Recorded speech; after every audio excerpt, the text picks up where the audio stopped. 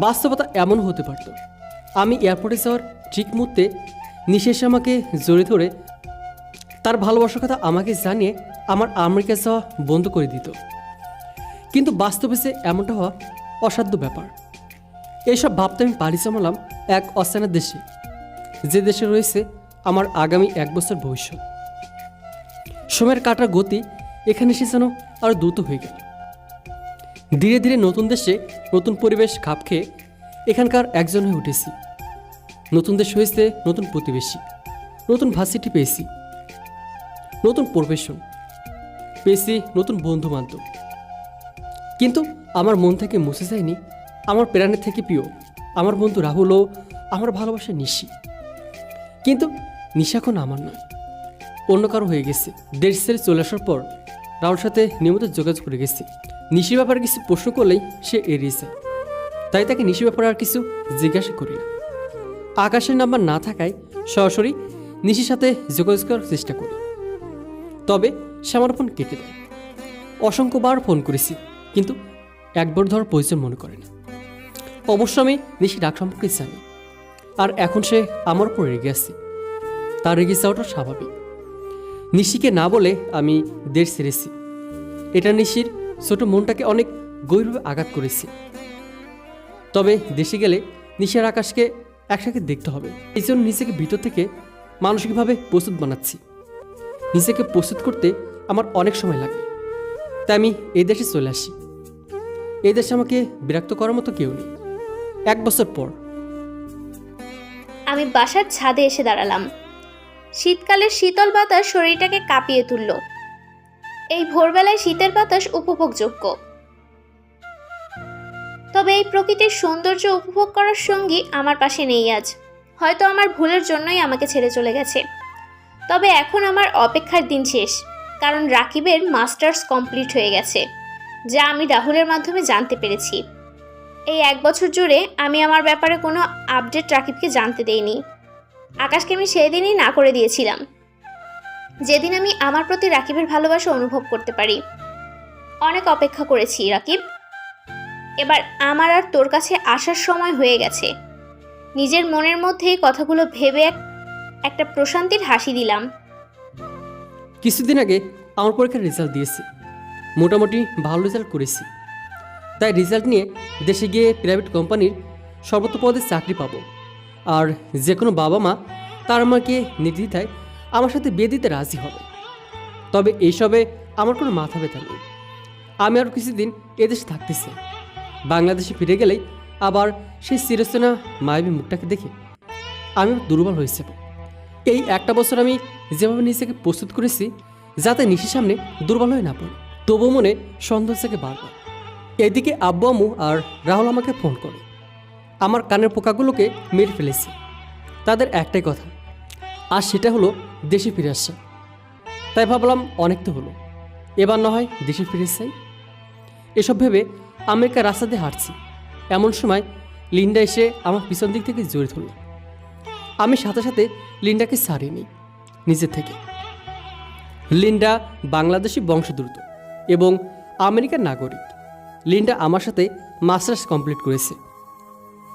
তার পাগল করা হাসি দেখে যে কেউ তারপর ফিদা হয়ে যেতে পারে, তবে আমি নই।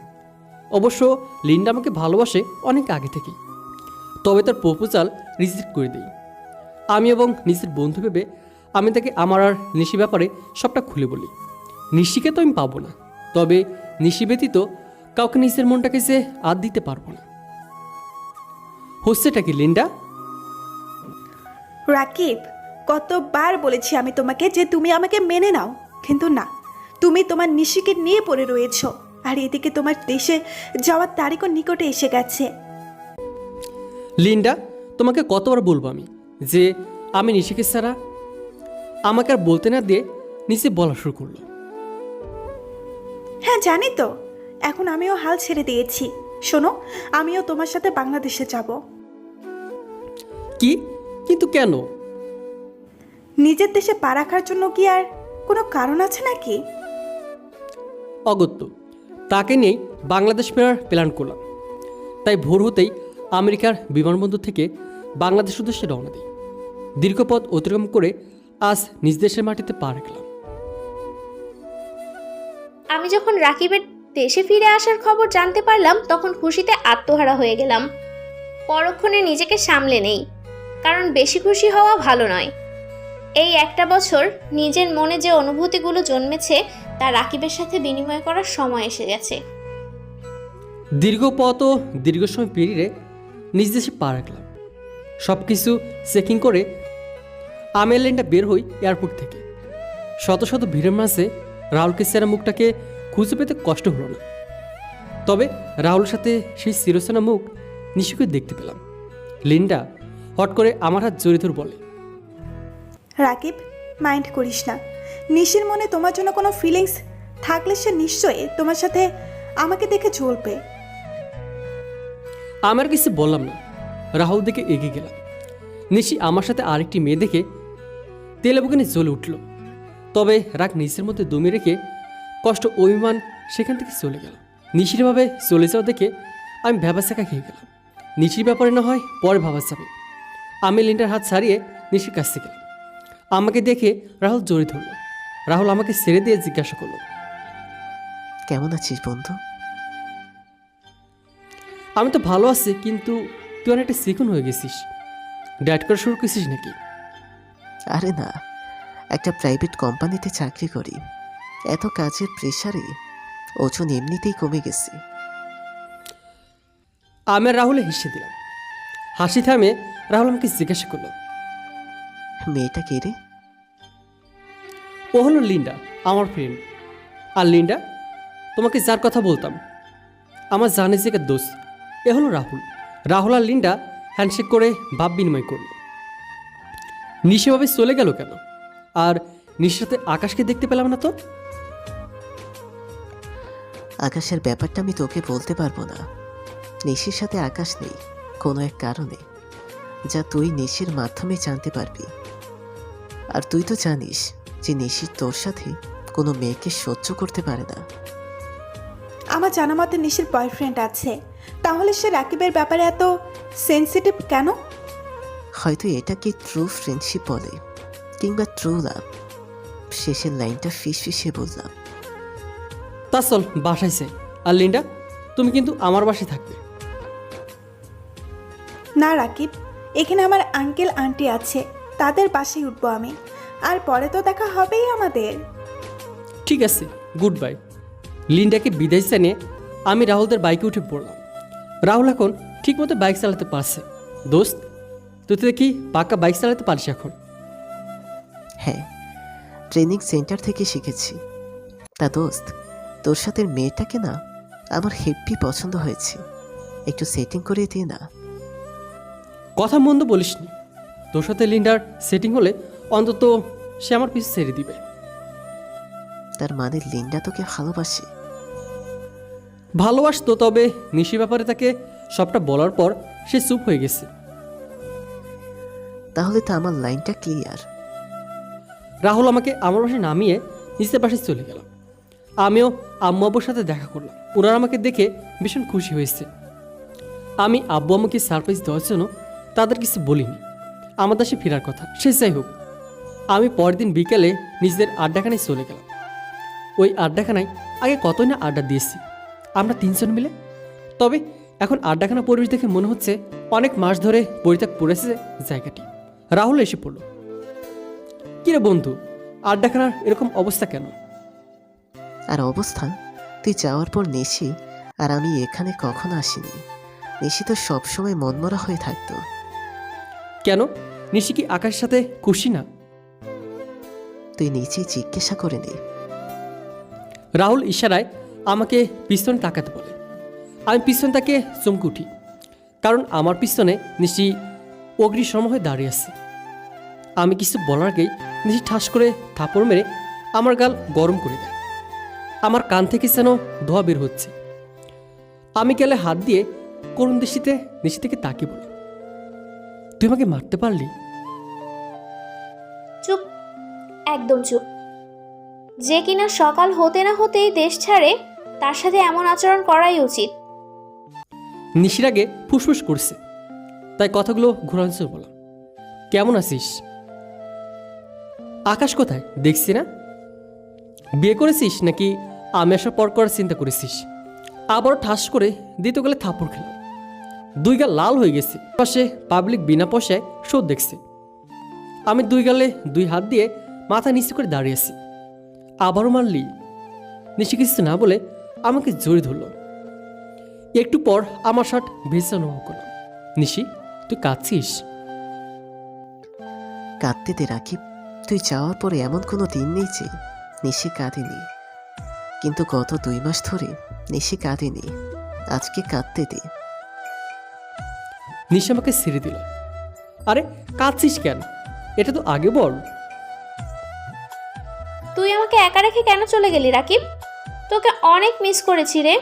তুই আমাকে ভালোবাসতি এ কথা কেন বলিসনি? তুই যতটা না কষ্ট পেয়েছিস, আমিও ততটা কষ্টই পেয়েছি।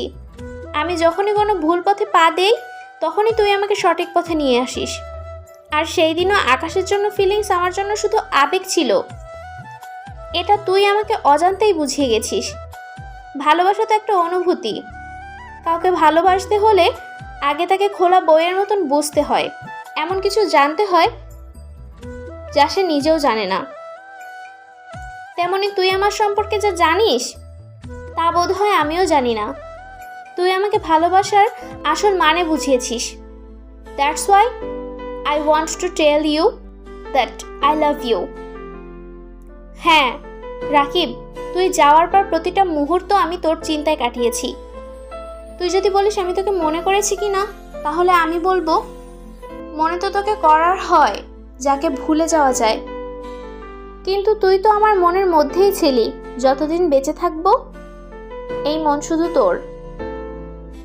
নিশির এত বড় লম্বা স্পিচ শুনে আমার মাথা ঘুরছে। এই 1 বছরে নিজেকে যতটা শক্ত করেছি, নিশির কথাগুলো শোনার পর আগের মতো হয়ে গেছি। আমার চোখ থেকে দুপোটা পানি গড়িয়ে পড়ল। এই পানি কষ্টের না, বরং অমল কিছু প্রাপ্তির। আমি রাহুলের দিকে তাকিয়ে জিজ্ঞাসা করলাম, নিশিকে কোন বাংলা ছবি দেখে আনছিস? এত ভালো ডায়লগ কোন ছবির? আমার কথা শুনে নিশি রেগে সেখান থেকে চলে যেতে লাগলো। আমি নিশির হাত ধরে টান দিয়ে আমার বুকের সাথে মিশে ফেললাম। তোকে কোথাও হারিয়ে যেতে দিব না। তুই তো আমার স্বপ্নের রাজকুমারী। তুই চলে গেলে আমি বাঁচব কিভাবে? তাহলে এত কষ্ট দিস কেন? এতগুলো বছর আমার উপর যত অত্যাচার করেছিস তার হিসাব নিব না? আমার কথা শুনে নিশা রাহুল হেসে উঠল। কিছুদিনের মধ্যে আমি একটা প্রাইভেট কোম্পানিতে চাকরি পেয়েছি। চাকরি পাওয়ার পর নিশির বাসায় বিয়ের প্রস্তাব নিয়েছে। নিশির বাবা মাও আমাকে নিজের মেয়ের সাথে বিয়ে দিতে দ্বিমত পোষণ করেন। রাহুলের সাথে লিন্ডার একটা সেটিং করে দিতে পারায় একটা বুঝা নামক আমার ঘাট থেকে দোতলা বাসার ছাদে নিশির সাথে আমি আর নিশি দোলনায় বসে আছি। আমাদের ভাবতেও অবাক লাগছে যে কিছুক্ষণ আগেও আমাদের বিয়ে হয়ে গেছে। নিশি আমার কাঁধে তার মাথা রেখে পড়ল। জানিস রাকিব, তুই যখন আমাকে ছেড়ে চলে গিয়েছিলি তখন আমি অনেক কষ্ট পেয়েছিলাম। মনে হয়েছিল আমার শরীরের কোনো অংশ মিসিং। তোকে স্যার আমি এতগুলো মাস খুশি ছিলাম। তুই যতটা না দুঃখ পেয়েছিস তার তোকে বেশি দুঃখ পেয়েছি। ছাড় না এসব পুরনো কথা, নতুন জীবনের নতুন কথাগুলো ভাব। আমি তো বিশ্বাসই করতে পারছি না যে আমার বিয়ে হয়ে গেছে, তাও আবার তোর সাথে। বিশ্বাস অবিশ্বাস সম্পূর্ণ তোর উপর ডিপেন্ড করে। 1 মিনিট, আমরা এখন স্বামী স্ত্রী, তাহলে আমরা একে অপরকে তুই করে কেন সম্বোধন করছি? তাহলে কি বলবো? কেন তুমি বলবি? হ্যাঁ আইসে, ছোটবেলা থেকে তুই বলে আসছি আর এখন নাকি তোকে তুমি করে বলতে হবে। যা ভাগ, তুমি বলবো না। তুই আবার ঝরকা করছিস? তো কি করব? ওয়েট দেখাচ্ছি। এই বলে নিশিকে জড়িয়ে ধরে তার ঠোঁট জোড়ায় নিজের ঠোঁটে ছুঁয়ে দিলাম ভালোবাসার স্পর্শ। একে দিলাম ভালোবাসার সিন। এভাবেই হ্যাপি এন্ডিং হলো একটা লাভ স্টোরি। যে লাভ স্টোরিতে নেই কোনো স্বার্থ, নেই কোনো নোংরামি, নেই কোনো অহংকার, আছে শুধু ভালোবাসার ভালোবাসা। যে ভালোবাসা থাকবে অন্তর্কাল জুড়ে। এই ভালোবাসা কেউ পায় আবার কেউ হারায়, তবে যারা পায় তারা সত্যিকার ভাগ্যবান। যাই হোক, গল্প সমাপ্তি তো হয়ে গেল। আর আপনারা এখন কেন বসে আছেন? আপনাদের হ্যাপি এন্ডিং দেওয়ার পর কি হিংসা হচ্ছে? নিজেদের ভাগ্যের উপর সব কিছু ছেড়ে না দিয়ে চেষ্টা করুন, কারণ প্রতিটা ভালোবাসি একটা এন্ডিং আছে, হোক না স্যাড কিংবা হ্যাপি, এন্ডিং তো আছে।